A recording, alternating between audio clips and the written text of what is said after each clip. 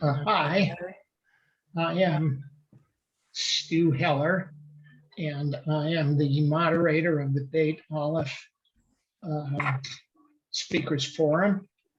Tonight, we have the honor of listening to Marianne Spiegel. I'm going to tell you a little bit about her, and then she's going to talk about a great deal of interesting things. Marianne and her husband, Rob, joined Beit Aleph about 5 years ago. Both were drawn to a meditative congregation, and she was pleased that Rabbi Olivier was teaching Kabbalah.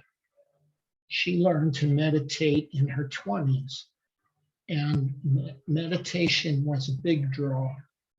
She has a master's degree from the University of Michigan and has practiced as a psychotherapist since 1971. She intensively studied heart-centered hypnotherapy at the Wellness Institute from 2005 until 2015, 10 years, and is a certified clinical hypnotherapist. She also loves writing and is working on a memoir. She and Rob moved to Seattle from Dayton, Ohio in 1977. They just celebrated their 45th anniversary. Congratulations. Have two daughters, Jessica and Liz, also, and their toddler grandson, Shay Jacob. Marianne will talk about her journey as a hypnotherapist, working with clients and herself to heal childhood trauma. Marianne, we're all anxious to hear what you have to say.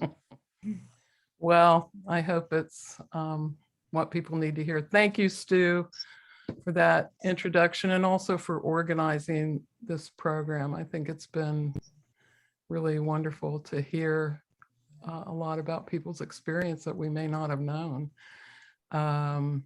So I thank you for that and for inviting me to speak. And I have to give a plug to my technical assistant, my husband, Rob, who will, when we need to share the screen, he'll handle that part. So I'm going to talk. I don't know how long I'll talk, but I will talk for a while. I have some things that I wanted to share with you, and then we'll open it up for questions, which is really my favorite part, what you all are interested in. So I was saying before everybody got here that a practice that I've started recently that I've really grown very attached to is let's just start with, if you're willing, to just close our eyes for a moment and take 3 nice deep breaths, breathing all the way up from the base of the spine to the heart, and holding the breath there just for a moment and then releasing that breath. And let's do that 2 more times, as if imagine that we're a tree and I'm breathing up from the deepest roots of that tree all the way up the trunk of the tree to the heart, holding the breath there just for a moment and then releasing that breath up and out. And we're going to do that 1 more time. Breathing deeply, deep from those roots up the magnificent trunk of the tree to the heart, holding the breath there just for a moment, and then releasing that breath. And this time releasing just a little bit more so that you can totally cleanse your lungs. And now while I want you just to notice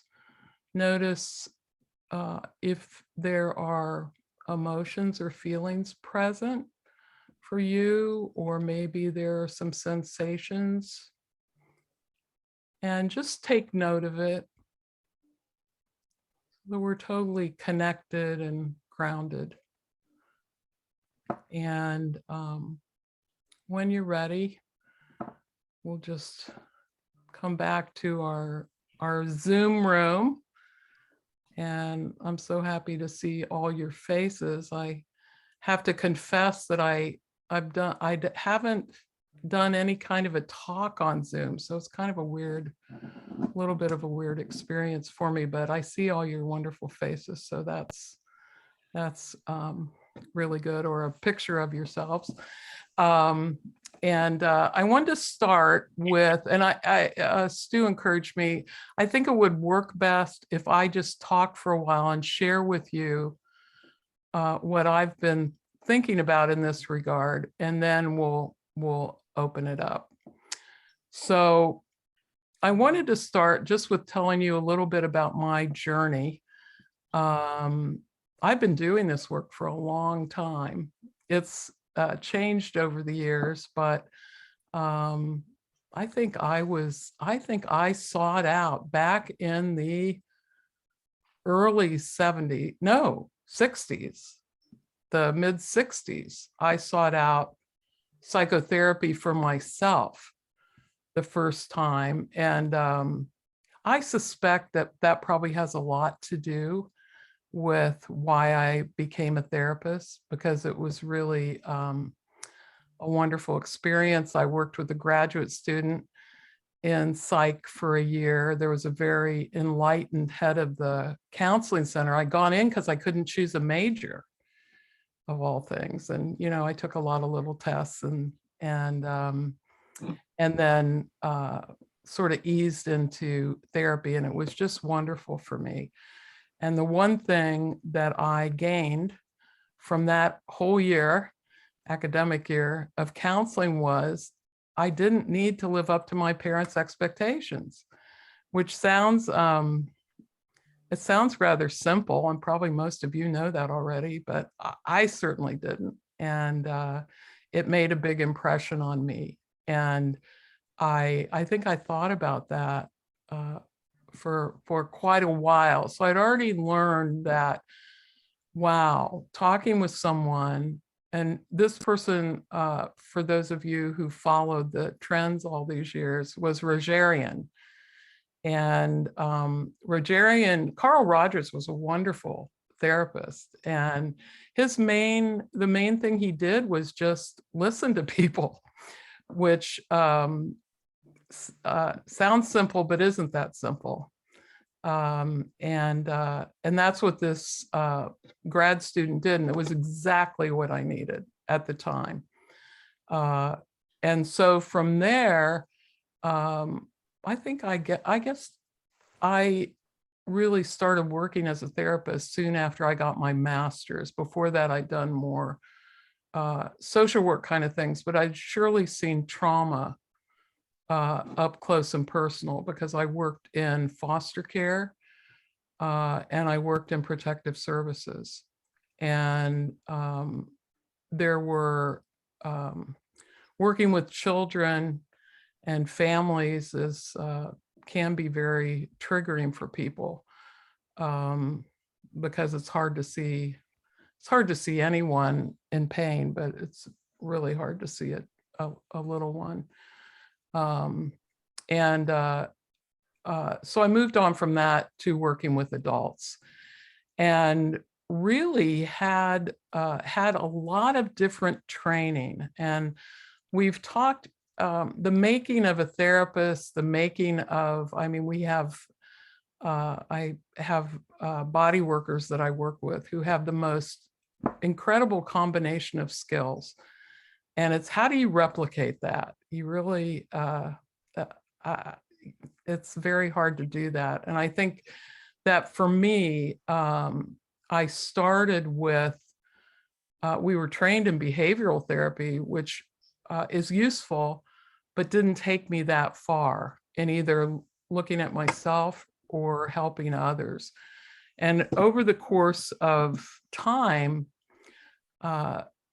I was, I will share with you that probably the biggest events from my childhood were an emergency appendectomy when I was 4 and being left in the hospital for 2 weeks on my own. I mean, my dad, I had 2 little brothers. So my dad came to visit me, but it was unbelievably traumatizing. And some things helped that, like body work helped, yoga helped, therapy helped.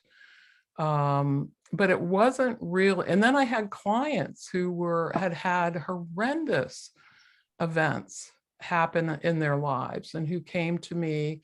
I guess it's no accident that people came to me with the consequences of childhood trauma.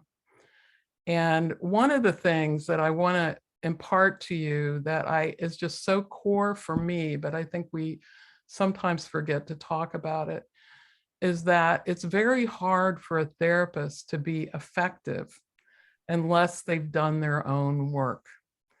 So it's really just vital that, because if you don't, like seeing those little children, like, or seeing an adult. I remember a supervisor saying to me one time, because I said, I'm scared of this lady.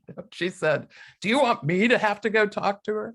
And, then my pride got in there and I muddled my way through it, but it was so much, and I was 22 or 23. How are you supposed to deal with these kind of things? And that sort of continued on during the time that I certainly backed off when my children were born, because it was really, oh, there they are too. It was, it was really important to, for me to have the pleasure really of being with them. And I was also learning a lot too. I mean, they were teaching me a lot. So in many ways, a therapist doesn't lose as much time as other professions might. Like a biologist, you're out of the field for a few years and you almost have to start over. But that wasn't the same for me. It just enriched my experience. So I continued to, Rob and I worked together. We mostly were doing talk therapy, and it was doing some good, just like it did with me. But it wasn't doing enough good. And my clients would say to me, oh, Marianne, I'm really glad that I have you as a companion through these really difficult situations, but it's not enough. It's not enough. What am I supposed to do now? And that kind of stuck with me. So I was seeking out therapies for trauma. And the beauty of being a therapist is that every time you want to learn these things, you get to experience it. And you get to know some of the best people in the field. I feel very blessed in that way, that I've gotten to work with some wonderful people. So the next probably, well, I did psychodrama, which I loved, but it kind of freaked me out a little bit because you're really, it's done in the context of a group. I did a residency, which was very helpful, but, and it did help me with a current crisis I was dealing with, but it's not practical. It was hard to work with that. And so I think from there, skip over some time and some other journeys. And I was studying family therapy and just lots of different things. And also just learning a lot in, I belong to a women's family therapist kind of collective that was really great. But then I learned one of the people in that group was absolutely ecstatically excited about EMDR. And this is like, wow, probably this is back in the 80s. So it wasn't really, now it's kind of, does everybody know what EMDR is? Okay. So EMDR is, it's short for eye movement desensitization reprocessing. And it's very effective for, it's, I would say, the most perfect application, and I'm sure EMDR therapists would probably say, no, Marianne, it's great for everything. And that's probably true. But in my experience, it's really great. For example, if you're in a car accident, or for me, with that surgery, that the trauma of the childhood surgery and being in the hospital, if you have a specific event like that, it's very effective. And the whole idea is that you engage both sides of the brain. There's something about, and the woman, what's her first, oh God, Shapiro, that's Robin. Francis. Francis. Thank you. Discovered she was working with vets at the time, and she was in New York City. She was in a terrible storm where there was lightning and thunder and these flashes of lightning across the sky. And she was following it with her eyes, following those bolts of lightning and the thunder and the whole thing. And she found herself calming down. And then she thought, I wonder if there's something to this, and developed a technique that is either used, it started with eye movements where people are just following an object and moving their eyes with some work before and after. And there was something in that process that allowed, when a memory gets stuck, what happens in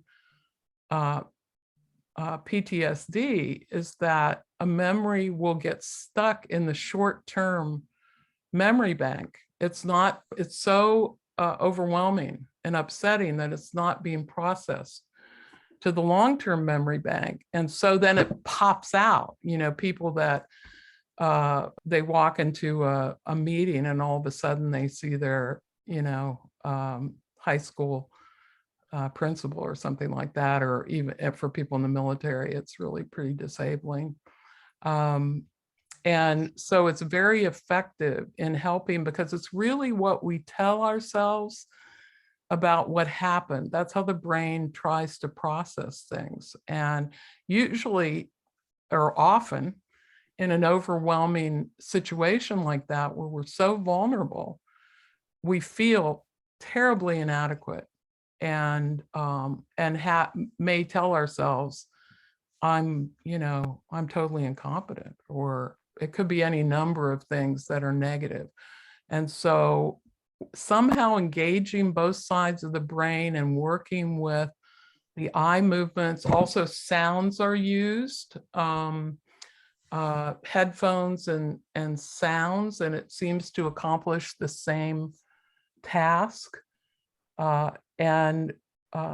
People, the trauma of the situation just disappears. And at the time when I was doing the training, I'll share with you a funny one, because I was really upset.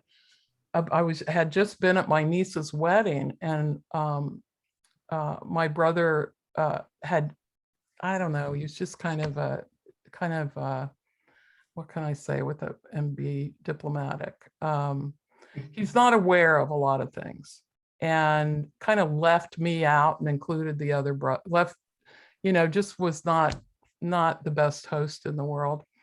And I had gotten really upset. And so what happened in the EMDR work, because we work on each other, is that he turned into, in his tuxedo, he kind of turned into a penguin, flopping his wings, and it just totally dissipated the whole situation for me. And also I was at the time dealing with I had a tendon and on my foot that the surgeon really wanted to deal with in foot surgery, and I wasn't so sure about it. And of course, having been the little one for excuse me, 4-year-old with the appendectomy, even walking into a hospital was very, very triggering for me. So working on that with EMDR was really helpful. And as it turned out, I had some body work and got 3 opinions, and it turned out that I didn't need that surgery. But soon after that, my gallbladder became infected. And so I did have to have that surgery, and I had to decide really quickly. And it was really, I wouldn't say easy, but it was a very manageable process. And I don't think it would have been. I know it wouldn't have been otherwise. I would have put it off. I didn't want to go. And I actually worked with someone who put it off, and it was fatal for her. So there are some things we have to be ready to move on. And so that's EMDR. So that was really helpful. And I started doing some EMDR.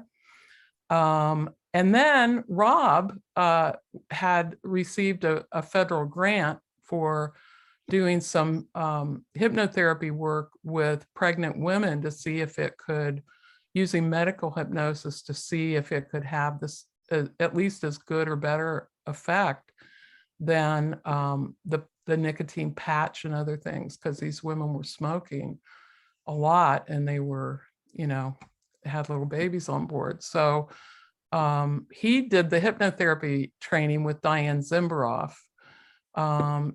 And then I followed. We've often done, one of us does something, and then when I did the psychodrama work, then we did it together. And in this case, Rob did it's a 6-day training and then an internship that it goes over 2 years, and then another year of training, and then much more training after that. And so we embarked on that, and that's when I felt I'd come home. That was both as a therapist and as a client. And when we do our training, and it's really, I think, beautiful in a way that we're working on each other. We are learning, but we're also receiving, and we're both acting. It's a little bit abrupt sometimes. They try to space it out a little bit when you're working as a client, dealing with your own personal issues, and then suddenly you have to be a therapist to another person. It's like, whoa, a little bit abrupt, but we did it. And I think I was so comfortable there.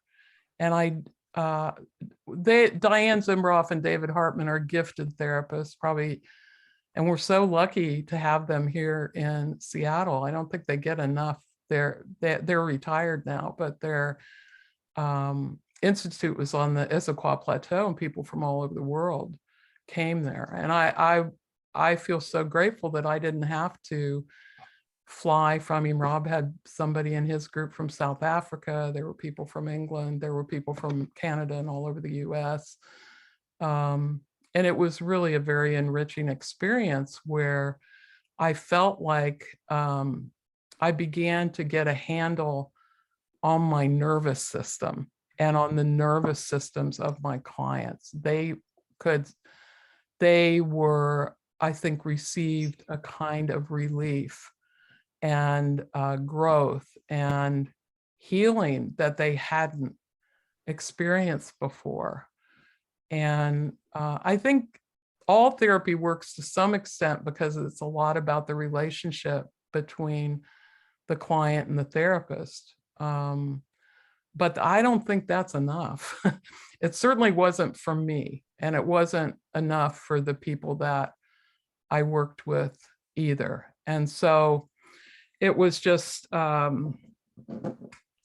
it was such a blessing. And I struggled. I mean, it was not easy by any stretch of the imagination. I think a lot of times the work is very intense.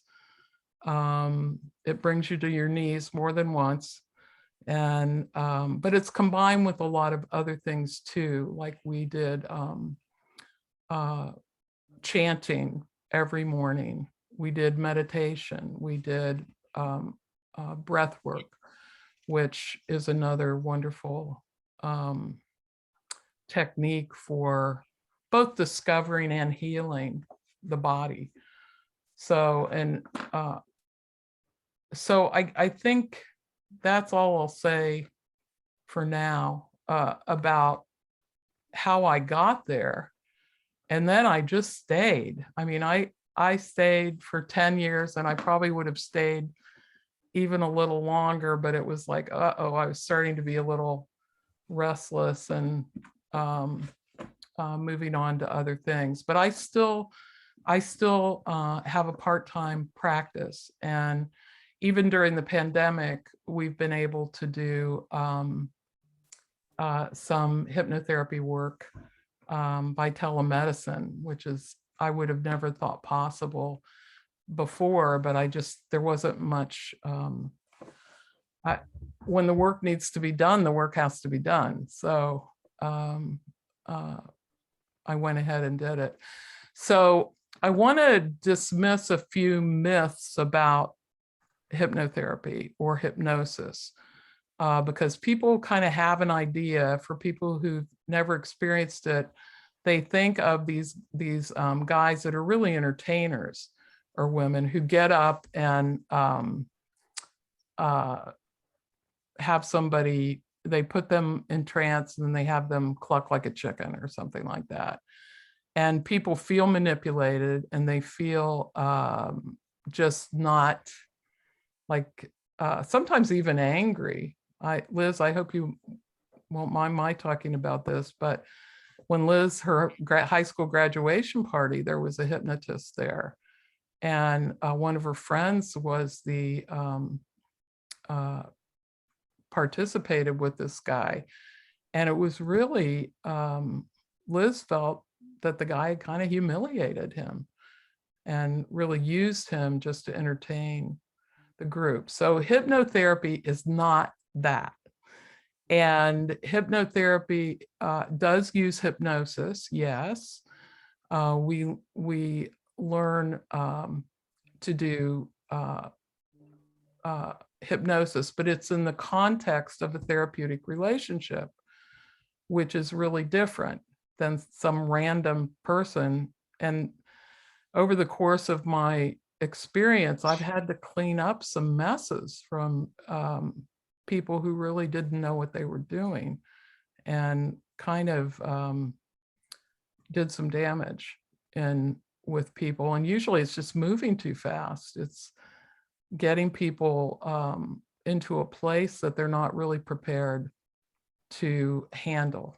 And so one of the things I'm doing as a therapist is assessing people's internal resources and how resourced are they? Can they maintain? Because sometimes you're going to hit some pretty intensive material. You're going to hit trauma. Sometimes you're going to hit really experiences that are hard to remember, or maybe have been buried for a while and all of a sudden they're released. And so we have to really work carefully with people. And I think it's really important that when people are doing hypnotherapy, that they've gone through more than just a 6-day training. I don't refer to anyone who hasn't done at least the 2-year training. And I'd rather they have done more than that. And because you want to make sure that you've plumbed all you, or at least the majority of your own stuff, because if you haven't, you're going to be stuck, and we don't want to be stuck when we want to feel that we can be a good companion and guide to someone who's going through some hard things. So a session, so before I do hypnotherapy for anyone, I'm teaching people how to relax. We're hoping that they can meditate, but that's not always easy for people. Sometimes they might start with a minute, but we know for sure, and even the VA says meditation is the most effective thing you can do for anxiety. And we know that to be the case. It has so many health benefits. It's just, and I remember when I first learned to meditate, I was working in a very crazy hospital at the time. And so when I would stop and be quiet, it wasn't a very peaceful environment, let's put it that way. And it was very, and I just wasn't accustomed to staying still. And I think that's true of a lot of people, and you have to kind of work up to that. But anyway, we're looking prior to doing a hypnotherapy session. I want to know that people have some way to sort of keep themselves grounded and can kind of bring themselves back to earth, or we take some time to learn that. And the other thing is, and this always surprised me too, is we use a technique. There are lots of different resource places. Many of them you've heard about, like your safe place or your favorite, most relaxing place, or the inner wise woman. And I just ask people to access a time when they felt that their wise adult was guiding their life. And there are many people who can't find that. And so then we have to work on that. Some people are very good at it. They're right off the bat, they can do that, and other people can't. So then we have to work on that, because that's really important to have that foundation. And then the session itself consists usually of really touching base with those resources and a traditional countdown. And many of you are kind of familiar with that, or you may have heard that. We're counting down from 10 to 1. And by this time, people are already pretty relaxed. And they're also starting with an issue, and usually, or an incident. It's something that has either where you're stuck, you can't do something that you're trying to do, or maybe like I had a colleague she had like failed her licensing exam 4 times, and she was working on that. And I was working with her on that. It was in our training, and it led way back to her childhood. And so she had some healing work to do. Once we heal that little inner child, and that's really our what we're looking for as we start to work with people, then we're able to do a lot more work, to work at the part of ourselves that others see but we don't. Jung called them our shadow parts. But that's way down the line. First, we have to work with what's getting us stuck. And so the session consists, when we were at Wellness, it was wonderful because we could take a couple hours. And when we're doing work in our office, we generally can't take much more than an hour and 15 minutes. And so you kind of do the part of the work that you can do, and then you keep building on that. And so, let's see the time. So that gives you an idea kind of what the session is like. I hope it does a little bit. What people do in the countdown is they're going back to the source of whatever this intense experience, the source of those emotions and those body feelings. And sometimes it's an illness. It works really well with body issues and addictions and lots of things. But so the client is going back, and then we're working with them. We're really working with that very young part of them. And that becomes a resource. And what we've learned is that when a trauma happens for a little child, they always make it about them. They're not able to think in a very sophisticated way, like we might, when we might say, well, that person was having a bad day and that's why they screamed at us. Or, I don't have to take that personally. I don't know. Well, all the ways that we help ourselves with our thoughts, children can't do that. And so if mom or dad is really mad at me or smacks me or whatever, leaves me in my crib, then there must be something wrong with me.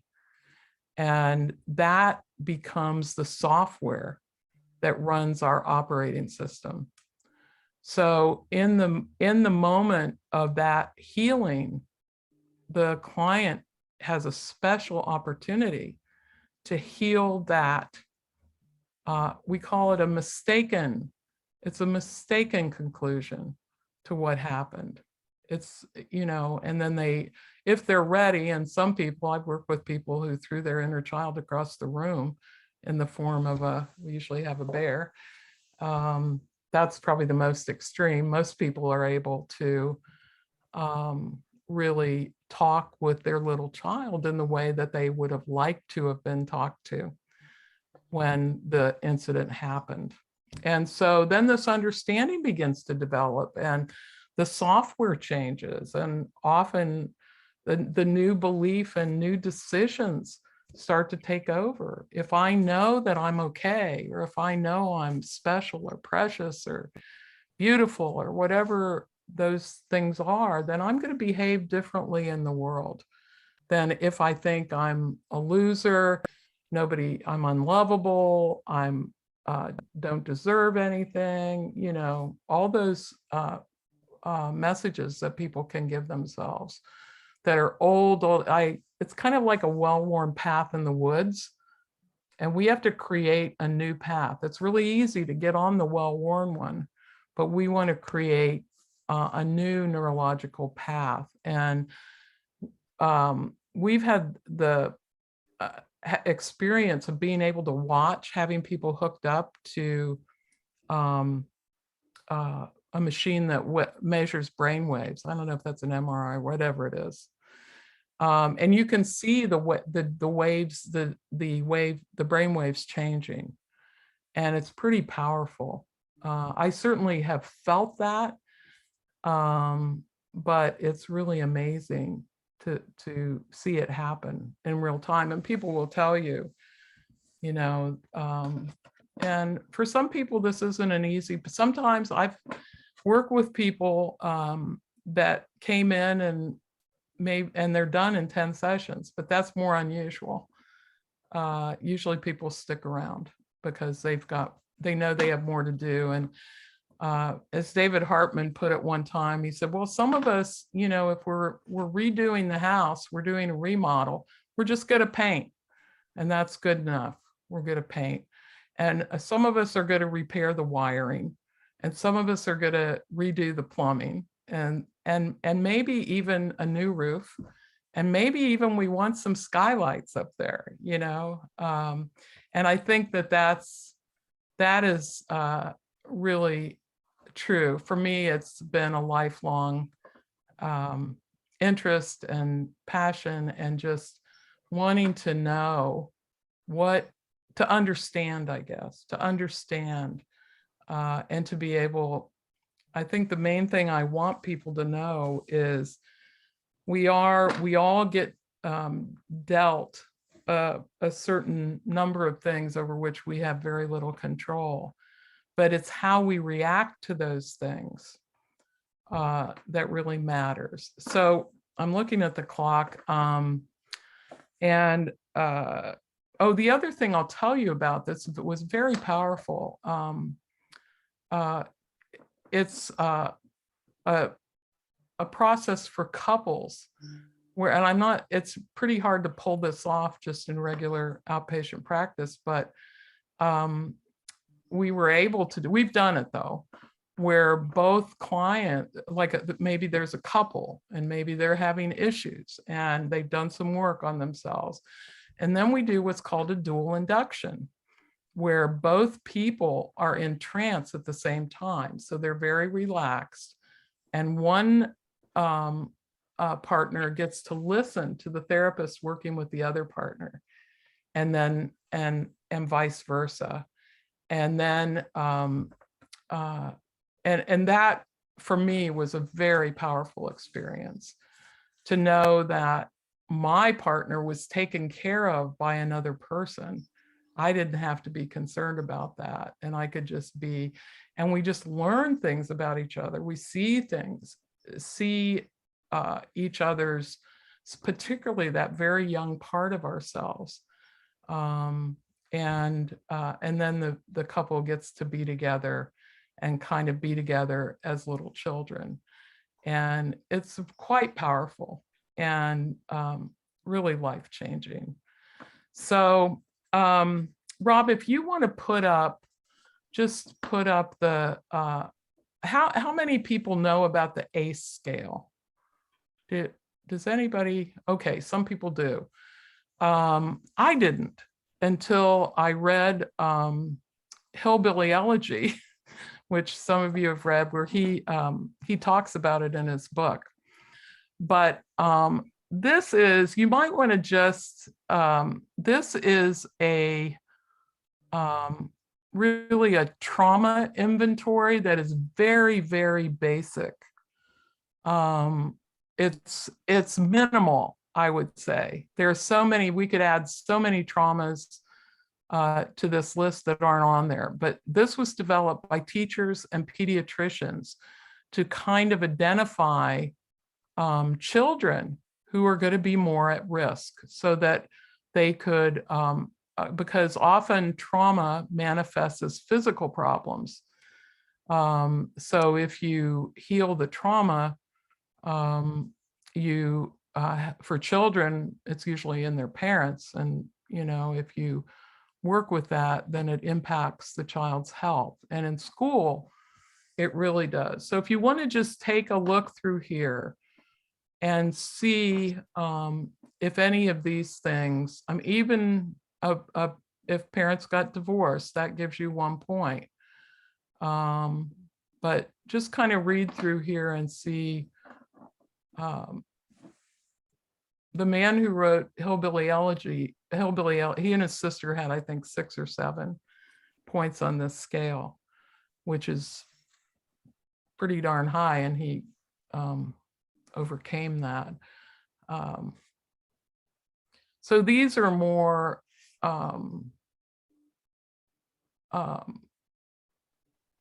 it's not just were you abused, it's were you afraid most of the time? Did someone hit you, or were you afraid that something might happen? Having an alcoholic parent, I think also having a mentally ill parent should be on there, but it isn't. But these just basic things, and the thing that was so shocking, or even if a parent died, or if a parent, it makes sense that if a child has a parent in prison, that's going to be hard. But the thing that was so shocking to me about this scale, this test, is that even a person with 1 point, only 20% of those kids graduate from college. So just 1 point on this scale. And that was shocking to me. It's like, you know, wow. And it certainly speaks to how important it is to address these things earlier on. Early childhood education, the all those programs where they teachers often can might be able to refer people early on so that they catch it. But if you're an adult and if you had one of these things, or you have more points on this scale and you graduated from college, you are resilient. You are a resilient person who has overcome the odds.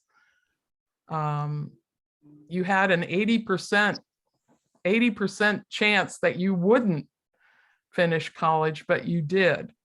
And so, or I think it could be a training program or whatever it was that's that you set out to do. The man who wrote Hillbilly Elegy, who had a horrendous situation, but he had a grandmother who really believed in him and supported him, and he ended up graduating from Yale Law School. And I think he's going to run for office in Ohio, which is interesting. But I let you know that. So if you have 1 point on that scale, you know you're resilient, but you also know that you need to have compassion for yourself. You know, you were overcoming some tough challenges. And there are people who believe that the people who've had to overcome these challenges face aging a little more easily than someone where aging is the first bad thing that's ever happened to them. So Rob, if you could put up, I'm not going to talk, I wanted to talk a little more with you about shock, but I also don't want to cut our question and answer time short, but there's a difference between trauma and shock. I will just say that. Trauma is like if there's an earthquake and I'm there, there's probably going to be trauma. But if there's shock, it's more, actually, Stephanie Mines, who wrote the book on shock, kind of makes that distinction. And shock occurs, and it's kind of like almost becoming numb, becoming a robot, becoming frozen, or it could also become becoming very activated as a result of any experience that overrides all our healthy coping mechanisms. The shocking experience confuses our nervous system with its extraordinary demands and disrupts our normal and balanced neurological and endocrine resources or responses to threat. Lacking any resources to cope, we feel as though our nervous system is failing us. In a micro instance, we are overcome with utter and complete vulnerability, and this seems to silently seal the experience in the very cells of our being. And that happens certainly with abuse. It happens with horrible, like children that are in wartime. It happens with fighting parents. It happens in domestic violence. It happens with perhaps an alcoholic or mentally ill parent that is unpredictable. And then she says, trauma, on the other hand, primarily stimulates the limbic brain, which accesses resources to respond. The overriding and extreme nature of shock is an all-system alert. Trauma, by comparison, is more orderly, sequential, and developmentally specific. So that's why we see, when we see people coming back from Afghanistan, why do some people get PTSD and some people don't. They may have an adjustment, and it has a lot to do with their early experience. And since the military has become totally volunteer army, almost all the people go in with shock, or they go in with points on the scale. And so they're much more vulnerable to the lasting impact that could happen, which we have to deal with in therapy. We have to be able to identify it and treat it, because otherwise any therapy has no impact, because you're just experiencing it in shock. Okay, so I'm going to shut up. I talked a lot longer than I really wanted to, or I should have. So I will be quiet now. And Rob, if you can, well, we can put up, you could put up the, if people want to see the books that we've been referring to, you can, I guess you could put that up. So now I think I want to just end this part. Oh, I guess you'll have to put this up first, Rob, sorry. With a poem by Pesha Gertler, who was a Jewish poet here in Seattle. She taught at North Seattle Community College. She was a beloved teacher and writer. And I'm just going to read this because this sort of summarizes. Rob's got, I think we have it somewhere. He'll put it up on the screen. But finally, on my way to yes, I bump into all the places where I said no to my life. All the untended wounds, the red and purple scars, those hieroglyphs of pain carved into my skin, my bones, those coded messages that send me down the wrong street again and again, where I find them, the old wounds, the old misdirections, and I lift them one by one close to my heart, and I say, holy, holy. And I think all of us have those places, both seen and unseen. I still have my appendix scar, and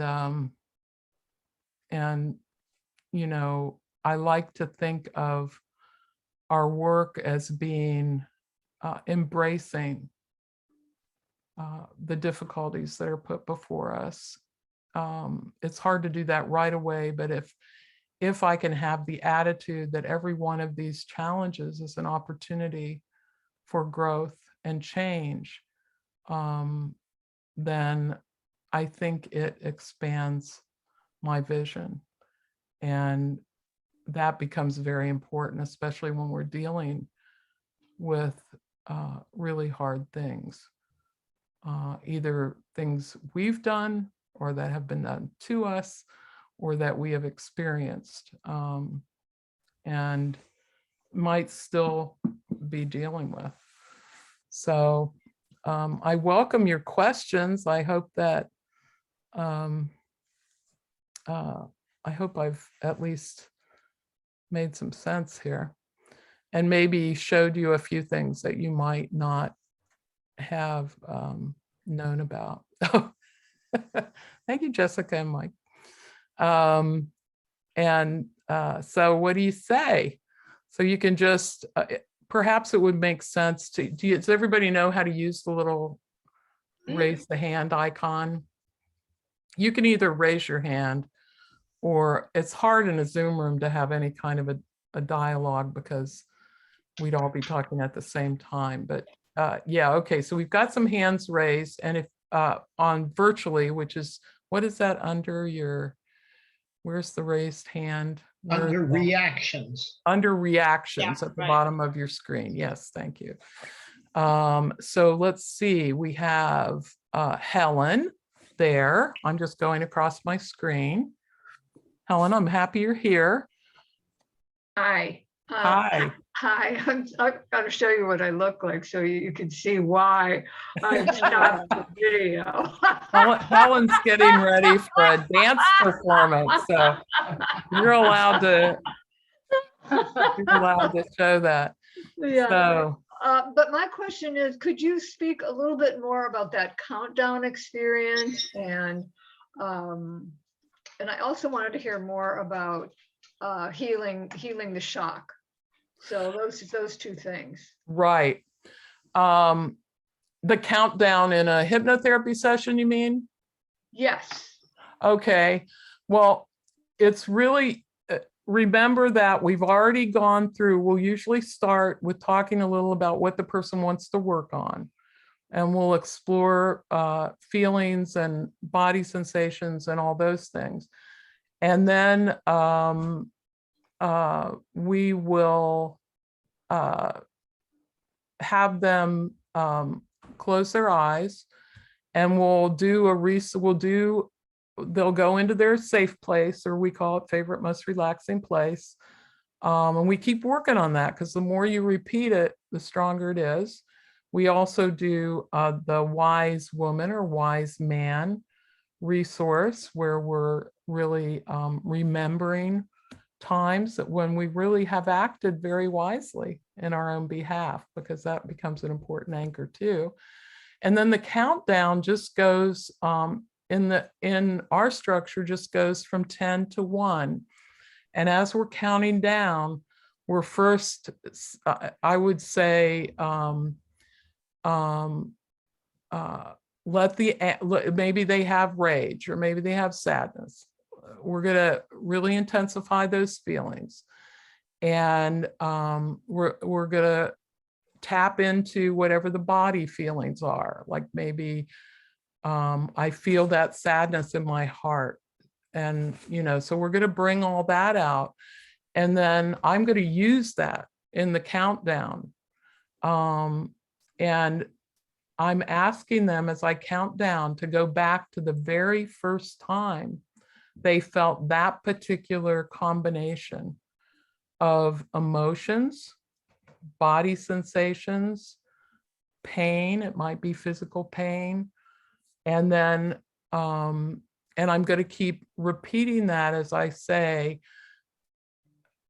you're getting smaller and smaller now, and I'm just going to keep doing that, counting down 9, 8, 7, 5. We say you're halfway down now, which kind of allows people to let go of a little bit of their anxiety about not doing it correctly or not doing it right.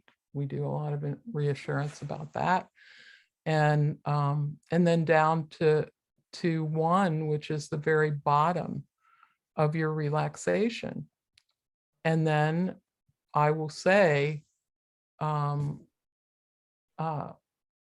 let yourself go to the very first time you felt this. And if there's sometimes it's almost like snapshots flash before people. Sometimes it's more kinesthetic. They may feel it. Sometimes just a number pops in. Sometimes it's like a movie, but and so, some people are kind of flooded. So we want to, because there may have been many times, but we want them to land on one, and hopefully the youngest, the earliest age that they felt this particular combination. Does that answer your question, Helen? Where is she? Yeah, Helen? yes, that does. And then I just wanted to hear a little bit more about healing. A little bit more about shock. The shock, yeah. Yeah. Well, there are lots of ways you can, it's hard for each of us to know we're in shock. Sometimes it takes someone else to point it out to us, but some symptoms are feeling frozen or feeling very activated. Like some people might talk a mile an hour, and some people are going to go almost frozen. Being confused is symptomatic.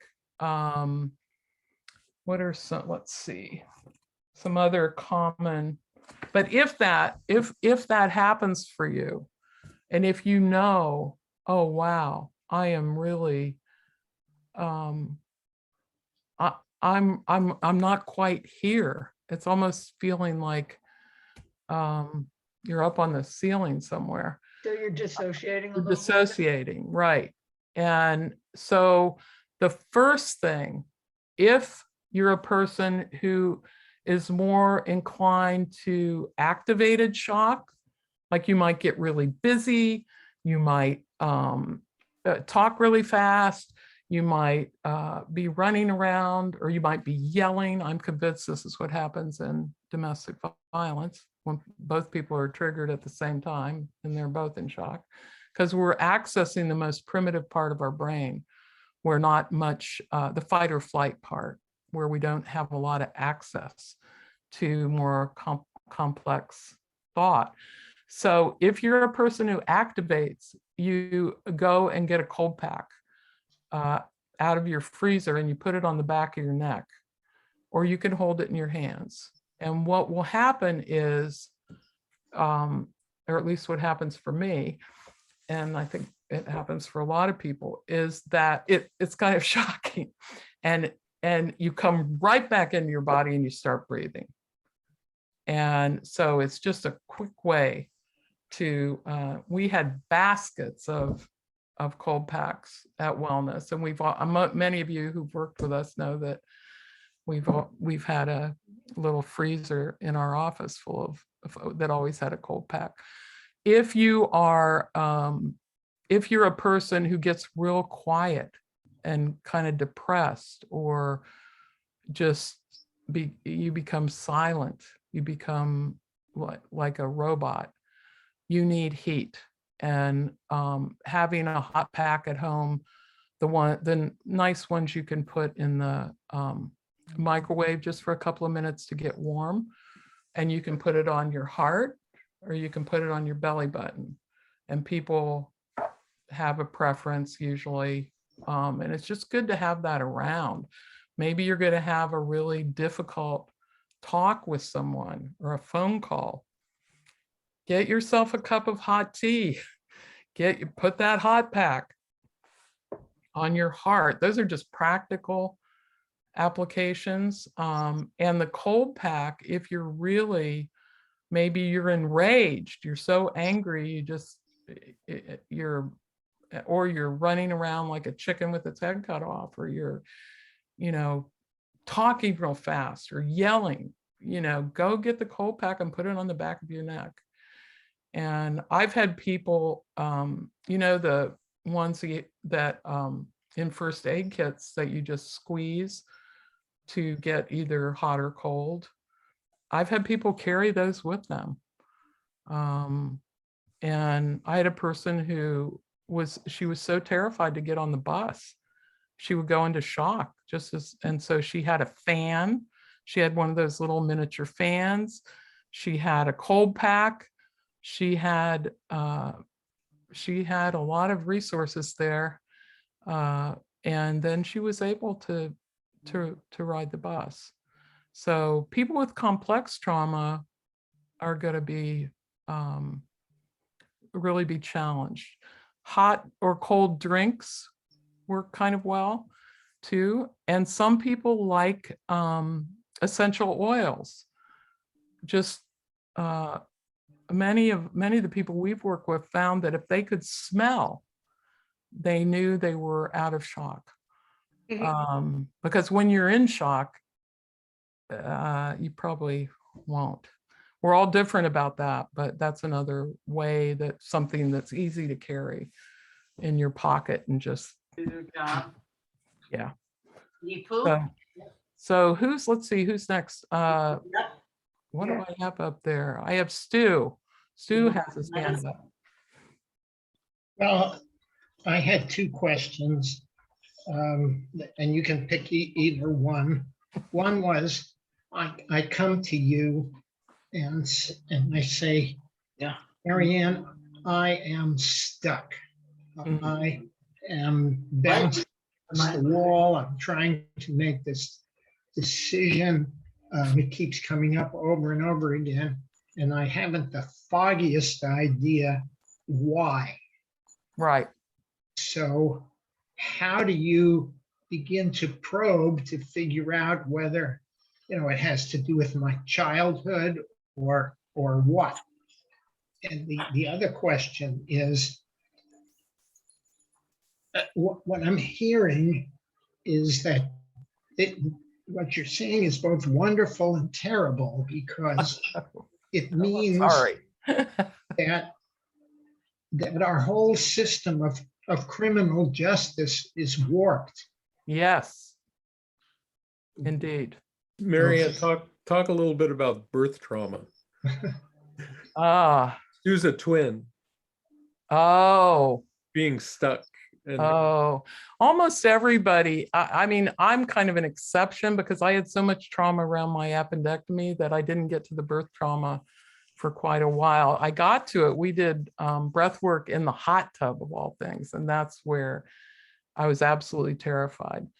But a lot of people, yeah, dealing with birth, it's one of the it's a very early decision.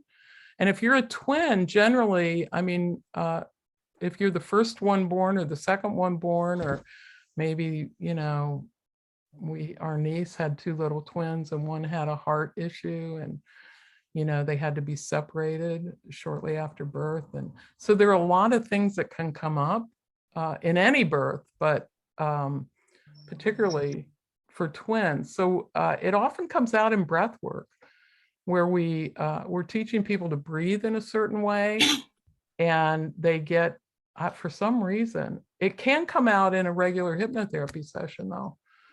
And it feels really strange to people, and they think it's kind of weird.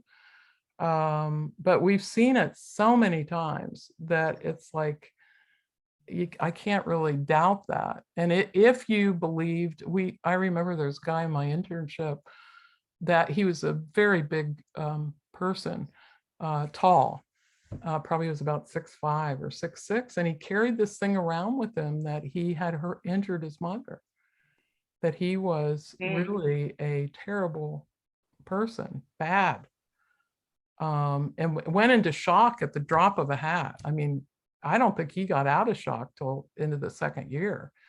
It was so frustrating for him because he had to keep, you have to keep treating it. It takes what it takes. But there are a lot of things that can happen in the birth process. And many of us haven't had the opportunity.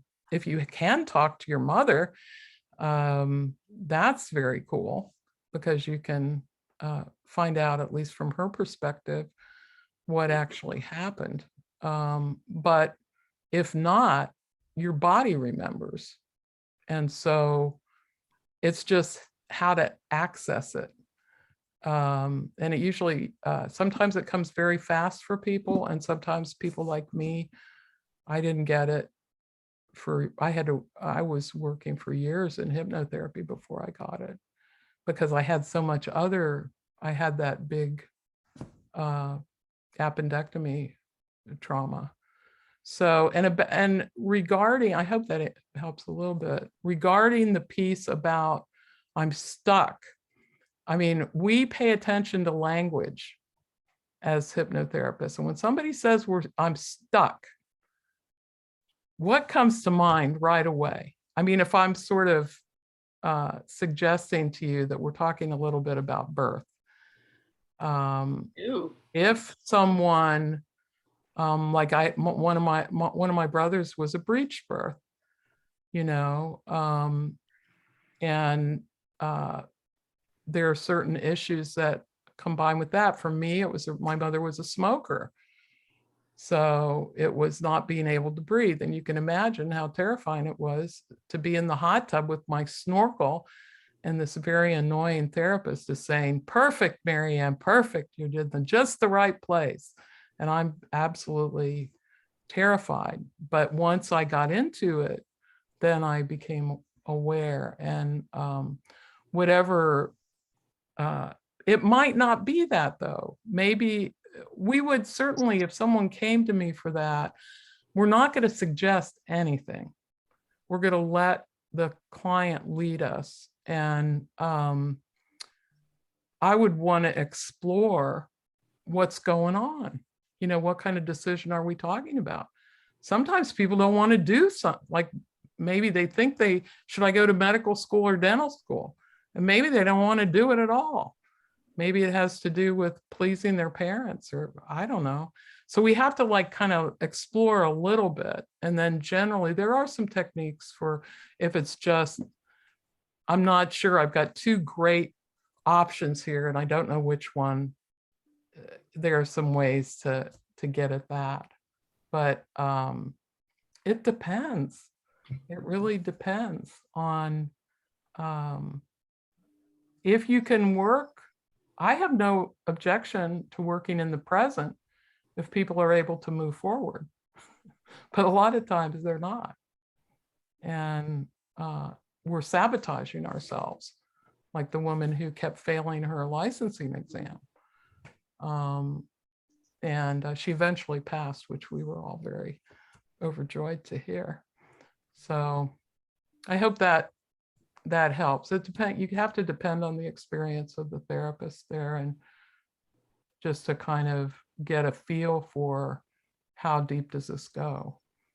You know, do I want, you know, a white tile or black tile? Not such as, you know, choosing a career path, or should I get married, or, you know, should I have a child, or things that have much more impact. So anyway, so thank you for that. These are all great questions. I see Kate next. Yeah, okay, hi. Hi. Really, basically, I just want to thank you for ending with that fabulous poem. She was fabulous. Yeah. A few years ago, well, in my 70, I guess that was the year that I was 72, I kind of disciplined myself to sit down and gather up photos that I wanted to keep, you know, from my whole life. And I did kind of a summary book of my life. The front page of it, very interestingly, is a picture of myself at somewhere between 2 and 3, which was actually, when I think about it, that was when my childhood trauma was. You know, that my mother informed me that God doesn't like little girls who do that kind of thing, and there's, you know, and blah blah. Yep. And you know, and then she would call the reform school to come and get me. Oh my. And you know, so there was my trauma. But the book ends with that fabulous poem. And it's very interesting to me to watch the whole, you know, to leaf through the book and see the gradual healing over a lifetime that has happened. And there's, you know, there still is work to do, of course. But I ran into an old friend yesterday, and we had this long conversation, and she said, you know, you are so settled and so peaceful. And I wish that I were in that place. And she's the same age that I am. I was a little bit stunned to hear that she is not in that place, because it seems, you know, I just think I just aged into it. But I also did have, you know, Probably not. I had a fair amount of therapy, including actually some sort of, I guess I would say, hypnotherapy. And, you know, and I've spent a great deal of time in a sacred circle, you know, supported by, you know, various people in my life, etc. So Right. life is a trip, you know. It is a trip, and hypnotherapy is kind of a trip Yeah. too. You get to take a little bit of a trip. Yeah. Young teenagers love it. It's kind of interesting. But that poem, it just, you know, it's just like, yeah. It's quite dramatic. And psychodrama in trance. Can you imagine that? I can't actually. I'm really actually not. I'm not a good trance subject. You know, a certain kind of psychotherapy, I guess, works with me, but no, I am not one who surrenders into a trance. Yeah. Yeah. Well, that reminds me, Kate, I'm glad you said that, because I want to just reassure people that in hypnotherapy, you are always in control. Yeah. And The too much client is sometimes. always in control. Yeah. We always go over, you can stop a session at any time. Yeah. And, but it is intense. I'm not gonna, and that's why it's so powerful. Hmm. Yeah. But there are lots of ways to cut the pie, that's for sure. Yeah. And I think all of them are valuable. Thank you. And let's see, and then there's Pat next to Kate, at least on my screen. Hi, Marianne. Man, that was fantastic. Thank you so much. Oh, thank you. It was really very informative. And I particularly appreciated some of the things you were sharing about our nervous system, because that's something that I have learned in the last few years as a tool to assess where I am, to keep checking in with my nervous system. Yes. So I can figure out what's going on with me. Right. And also very helpful to be naming things, to be naming trauma, to be naming, things that that trigger us.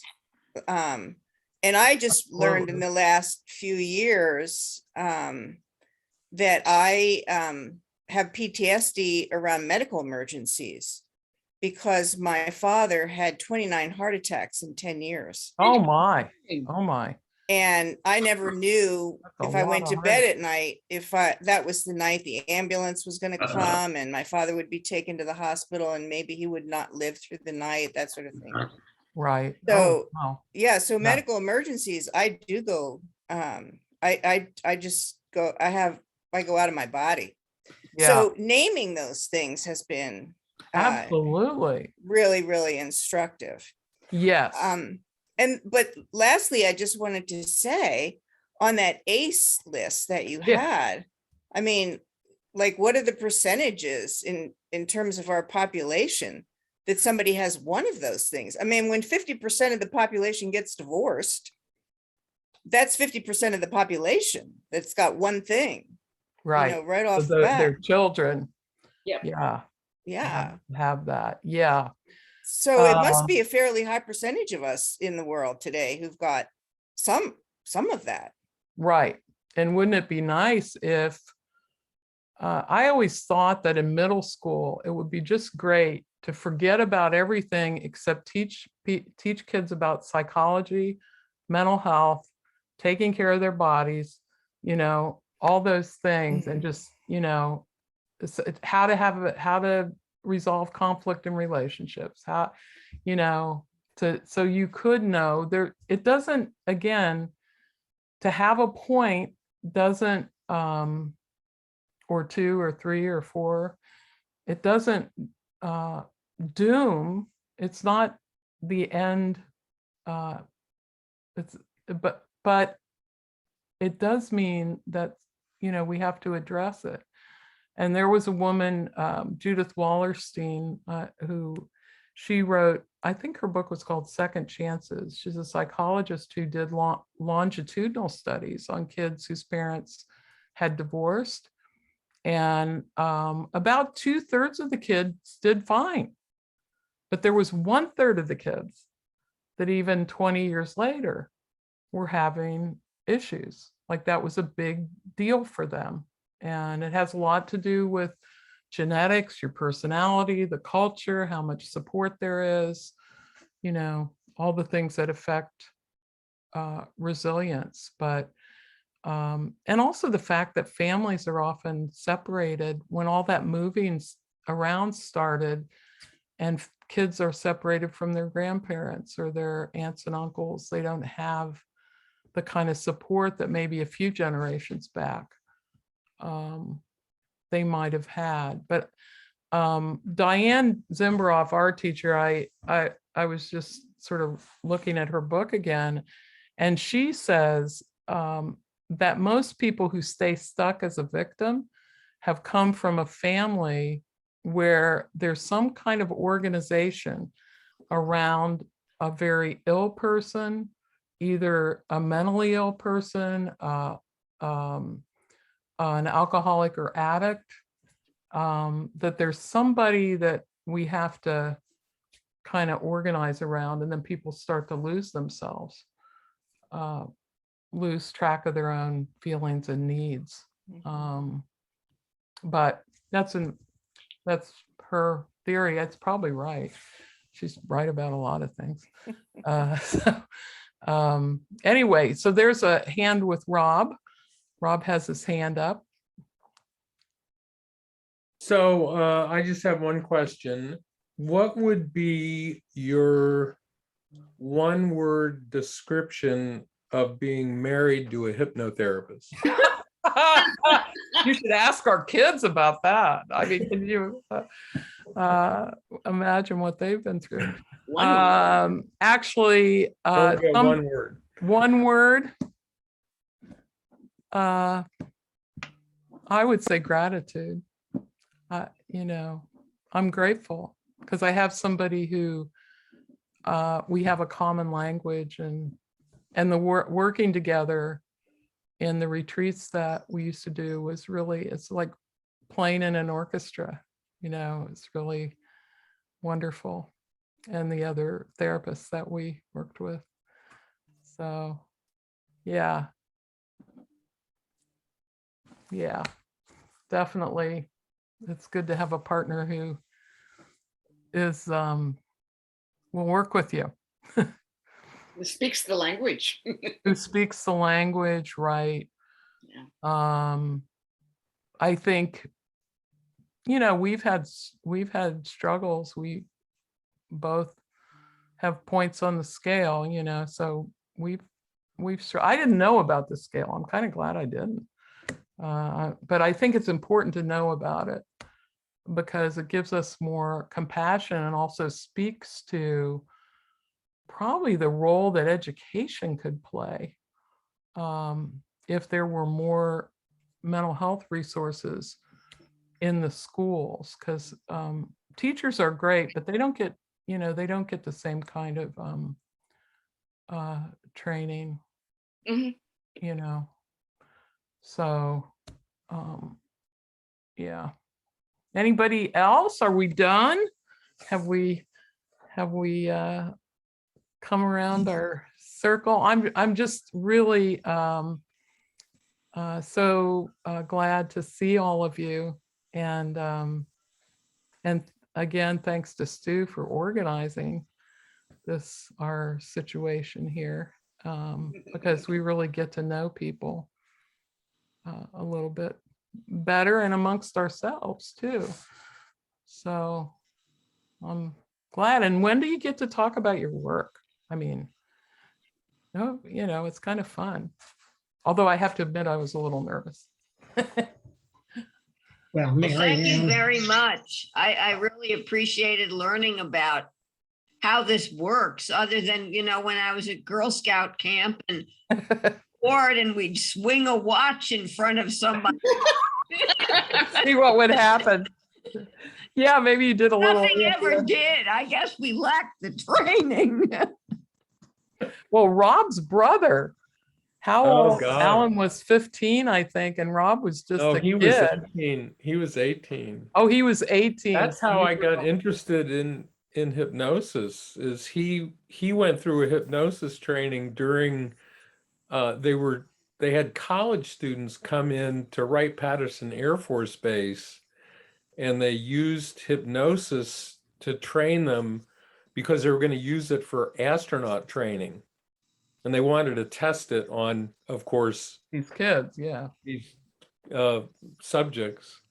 And he came home one night, I was 12, and decided, he and a friend, to hypnotize me. Took me down to the garage, put me under, gave me these instructions that I would wake up at 3 a.m. sharp, get dressed, go down to the garage, get my bike out, ride it one time around the block, and then put it away and go get undressed and go back to bed. And so promptly at 3 a.m., I woke up and I got up and I was kind of conscious of it. So I thought, am I hypnotized or not? I couldn't tell. And I went down, got dressed, went down to the garage, rode my bike one trip around the block, put my bike back in the garage, and went back up to bed. And unbeknownst to me, my brother and his friend were awake up in his bedroom looking out the back window, and they were freaking out that it worked. And I was confused about, was I just trying to please my big brother, or was I actually hypnotized? And what I couldn't explain, and that's what kept me interested in hypnosis my whole life, was what woke me up at 3 a.m. because it was 3 a.m. on the dot that I woke up. It was weird. Yeah. It's very mysterious. It's a very mysterious, the mind it has places that we don't know about. Yeah. Right. Yeah, as someone who is resistant to that kind of hypnosis, I guess, I totally can't understand how people can go under. Yeah, it's very hard. I think if you've experienced abuse as a child, Yeah. to be in an unsafe situation, the kind of safety that needs to be created may sometimes just be, it may be really hard to get to that that could be place. I sure as hell wasn't safe. A mother was going to send me to reform school when I was 3. Yeah. I think from my own experience, I think what you have to also know that there's a certain amount of safety that the person will bring you back. Right. That you have confidence. Yeah. That you won't be, you won't be taken to a place where you'll be abandoned or left, that you'll be brought back. No, I did trust the person I was working with, but right. So what Marianne said about us being totally in control, I was doing a session with a client by Zoom, which is very, very different from that. And she was in the middle of a session and she was in trance, and I'm going to put that in quotes because I really don't like that word. And her phone went dead. She ran out of juice while she was in the session. Mm-hmm. So as a therapist, I'm on my end going, oh my God, I've got a client in trance in her apartment across town. We've lost connection. We've lost connections. And I kind of calmed myself down and waited about 10 minutes, 15 minutes, and she called back and she said, I didn't hear your voice anymore. And I knew I was in trance, and I knew that I should probably come back. Wow. She brought herself out of trance. There's a lot of fantastic. There's a lot of leeway. Let's put it like that. It's a very fluid process. It's a very, very fluid process. Huh. And on the other hand, I was working with someone who was so deeply in shock. This is one of our colleagues, that the only thing, and I'm like, what am I going to do to get her out? I can't, can't get her. And what saved the day was she had to go to the bathroom. Uh-huh. And that brought her into her body, and she was enough, I'm not just I've got to get to the bathroom. That she, it grounded her enough that we could, but that, it's like bringing someone back. And sometimes people who've had a lot of trauma also will regress really quickly. You haven't even done anything, and they're like, really back in some seen that's very upsetting, but that's okay. I mean, you know, A really experienced hypnotherapist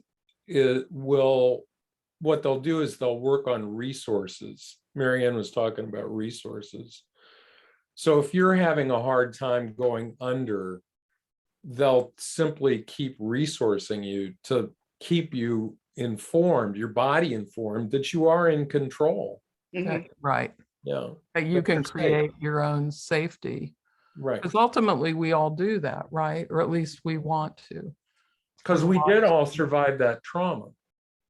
See, we Yeah, did we're survive here. that trauma. We're here, and probably some of the things that people have been through have been pretty horrendous, but people are very resilient, and they will take the resources that are present and do their best. Maybe there's a teacher, maybe there's a friend's parent, or maybe there's a grandma, you know, or somebody. Maybe there was a pet. Yeah, Adult. pets are great. And and that's, I guess, what's the most remarkable thing to me is how truly amazing people are in Mhm. terms of their capacity to to both survive and thrive, you know. But it's not without a little work. We sometimes have to do a little work on our own behalf and learn some things, and that really helps us. So yeah, somebody put in the chat. I did put my email in the chat. You can feel free to email me. I wish we could send you copies of Pesha's poem. I'm sure she would love that. It's comes from a chapbook called The Healing Time. And if anybody wants to get a copy of that, I can send you the, it's a very small publishing house, as chapbooks of poetry often are. And, but it should be possible. You could also post the poem itself or whatever information you want to the Beta Aleph Google group. Yeah, I'll do that. I'll do that. And she took that poem to Israel, and they did healing work Nice. with Israeli and Palestinian women. Hmm. And it was pretty remarkable experience for her. And I'm glad she got to see that. It wasn't necessarily her favorite poem. It wasn't the poem she thought was her best poem, but that's often the case. The one that touches people isn't always the one that the poet feels is her best writing. But yeah. Anyway. Marianne, you've provided us with a pretty remarkable experience, and you shined a searchlight on all of us,